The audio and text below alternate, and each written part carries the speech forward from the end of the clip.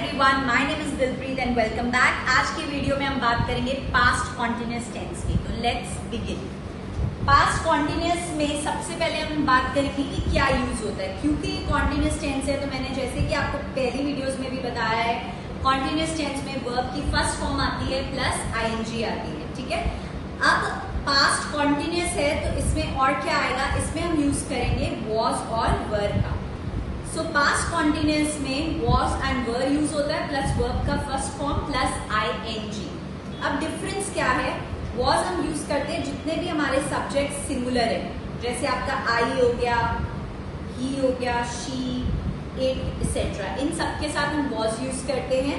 और were use करते हैं जितने भी हमारे प्लूरल सब्जेक्ट्स होते हैं। ठीक है, जैसे वी, यू, दे, या कोई भी दो नाम हो गए, राम एंड श्याम एक्सेट्रा। ठीक है, अब डिस्कस करते हैं कि पास्ट कॉन्टिन्यूअस टेंस हम कब यूज करते हैं। पास्ट कॉन्टिन्यूअस टेंस हम यूज करते हैं जब कोई भी एक्शन जब पास्ट में हो रहा होता है at a particular point of time. Past में हो रहा है, हो रहा था basically at a particular time, यानी कि एनी एक्शन, मैं इसको इंग्लिश में भी लिख देती हूँ, विच वॉज हैपनिंग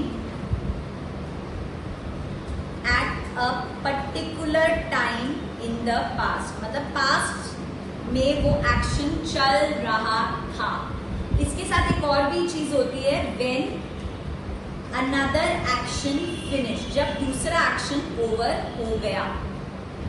इसका मतलब क्या होता है, कोई एक्शन जो पास्ट में चल रहा था, जैसे सपोज मैं लिखती हूं she was cooking, she was cooking, कोई भी फूड ले लेते हैं। So she was cooking biryani, वो बिरयानी बना रही थी। तो ये क्या हुआ, ये पास्ट में एक एक्शन चल रहा था। जब दूसरा एक्शन हो गया, व्हेन, हमेशा हम इसमें फिर क्या लगाएंगे, व्हेन लगाएंगे। व्हेन डोर बेल रैंग, जब घंटी बजी। तो जो दूसरा एक्शन था वो हो गया। तो जो दूसरा एक्शन होता है जो हो गया, उसको हम हमेशा सिंपल पास्ट में लिखते हैं। सिंपल पास्ट क्या होता है, वर्ब की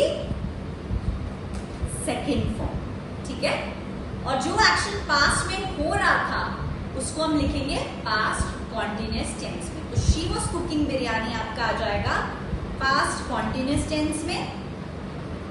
उसके साथ हम लगाएंगे when the door bell rang, जब दरवाजे की घंटी बजी। तो जो एक्शन हो गया वो आ गया सिंपल पास्ट में। रिंग का सेकंड फॉर्म क्या हुआ, रैंग। तो घंटी बज गई, वो खाना बना रही थी और घंटी बज गई।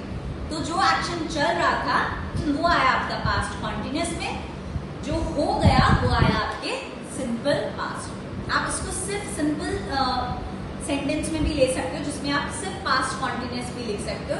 जैसे he was sleeping at 10 PM yesterday, वो 10 बजे कल रात को सो रहा था।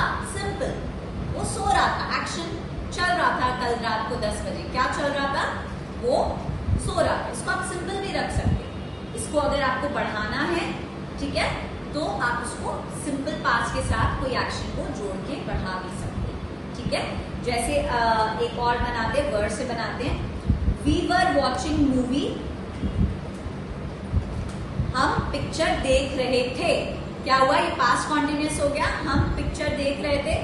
ठीक है, we were watching movie when. ठीक है, जब, कुछ भी लिख सकते हैं। व्हेन दी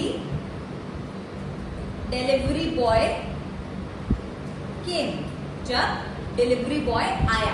आपने खाना मंगवाया होगा, खाना देने आया, या कोई कुरियर मंगवाया होगा तो कुछ डिलीवरी करने आया, कुछ देने आया। तो जो एक्शन हो गया वो क्या हुआ, आपका सेकेंड फॉर्म में आ गया। सो कम का सेकेंड फॉर्म क्या होता है, केम है।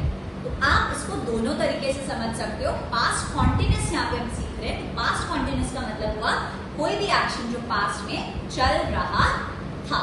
उसके साथ अगर आप और अच्छा बोलना चाहते हैं और कंप्लीट सीखना चाहते हैं तो उसके साथ जोड़ सकते हैं कि जब दूसरा एक्शन हुआ। ठीक है, अब जरूरी नहीं है हर बार दूसरा एक्शन होगा। ऐसा एक्शन जो पास्ट कॉन्टिन्यूअस चल रहा था, that is past continuous. When another action happen, जब दूसरा एक्शन हुआ तो वो आ जाएगा आपका पास्ट। ठीक है।